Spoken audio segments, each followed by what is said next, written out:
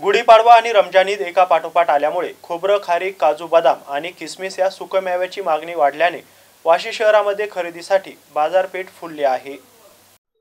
मुस्लिम बांधवांचा रमजान ईद हा सण 2 दिवसांवर येऊन ठेपला असून या सणाला शीरखुर्मा स्पेशल पदार्थ असतो। या शीरखुर्म्यासाठी लागणारा सुकामेवा काजू, बदाम, पिस्ता, अंजीर, चारोळी, खजूर, रंगीत शेवाई या पदार्थांची मागणी वाढलेली आहे। यंदा काजू, बदाम, खारीक यांचे भाव मागील वर्षाप्रमाणे स्थिर असून अंजीर, चारोळी, पिस्ता, अक्रोड यांचे भाव मात्र वाढलेले दिसून येत आहे। मुस्लिम बांधव रात्रीच्या नमाज पठणानंतर सुकामेव्याची खरेदी करताना दिसून येत आहे। खोबरे 120 रुपये किलो, खारीक 280 रुपये किलो, काजू 600 ते 750 रुपये किलो, पिस्ता 1600 रुपये किलो, चारोळी 700 रुपये किलो आणि किसमिस 250 रुपये किलो याप्रमाणे मालाची रेलचाल असून या महागाईमुळे गरिबांचा जीव मेटाकुटीला आला आहे। शहाजी चेडे, MC न्यूज, वाशी, धाराशिव।